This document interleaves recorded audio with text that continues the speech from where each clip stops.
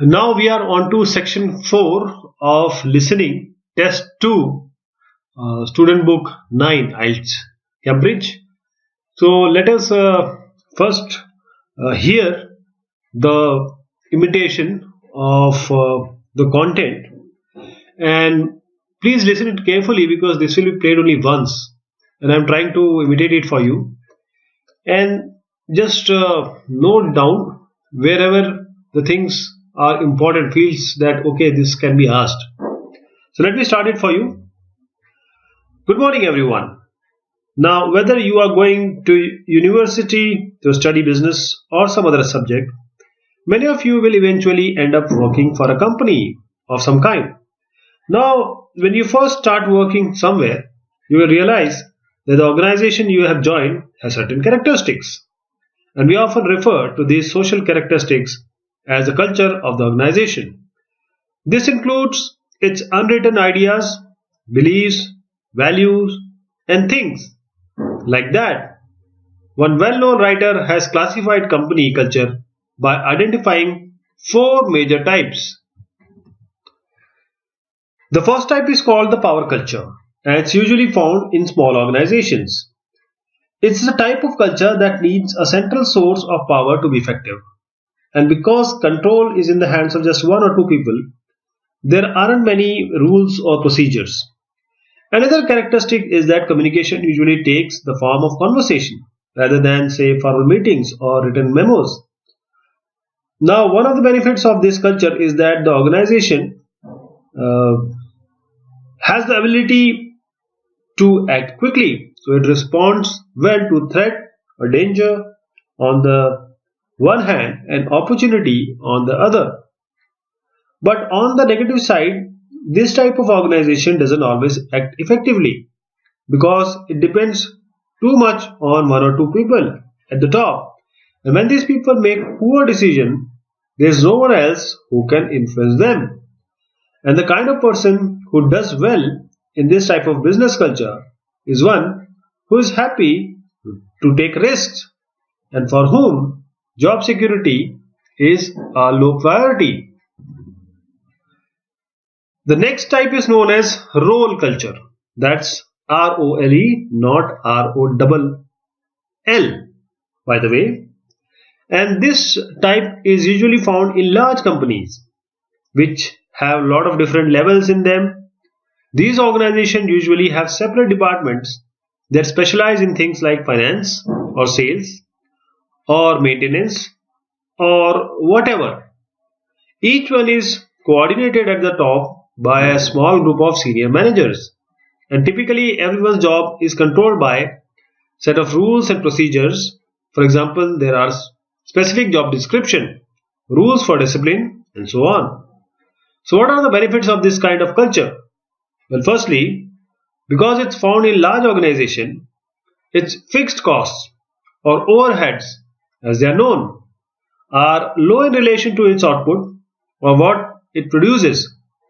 In other words, it can achieve economies of scale, and secondly, it is particularly successful in business markets where technical expertise is important. On the other hand, this culture is often very slow to recognize the need for change and even slower to react. What kind of person does this type of cultural suit? Well, it suits employees who value security and who don't particularly want to have a responsibility. Moving on now to task cultures, this type is found in organizations that are project oriented. We usually find it where the market for the company's product is extremely competitive or where the products themselves have a short lifespan. Usually, top management delegates the projects, the person, and other resources. And once these have been allocated, little day to day control is exercised from the top because this would seem like breaking the rules. Now, one of the major benefits of this culture is that it's flexible, but it does have some major disadvantages too. For instance, it can't produce economies of scale or great depth of expertise. People who like working in groups or teams prefer this type of culture. And finally, the fourth category is called the person culture. So this was the audio that will be played, and I hope that you might have heard it loud and clear. And let us try to fill in these gaps. So we need to complete the notes below, and we need to write only one word. Okay, only one word. So let us start. Characteristics of organization for power culture. Small, and this is dash power source, that is central power source. Central power source. Few rules and procedures. Communication by, actually it's conversation only. Conversation or conversations. Advantage can act quickly. Disadvantage might not act effectively. Suitable employee, not afraid of. And 34, we can have risks, doesn't need job security. And now about role culture. Characteristics of organization: large, many levels, specialized department, rules and procedure, that is, for example, job. This is job description, job descriptions and rules for discipline. Advantages: economies of scale, successful when dash ability is important. What we can have here? Technical expertise or ability is important. Disadvantages: slow to see when change is needed, slow to react.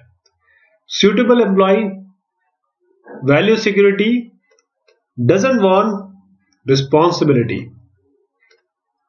Task culture. Characteristics of organization: project oriented in competitive market or making product with short span life, a lot of delegation. Advantage is flexible. Disadvantages is no economies of scale or special expertise, likes to work in groups. So this was section 4 listening test 2. Thank you so much. Take care.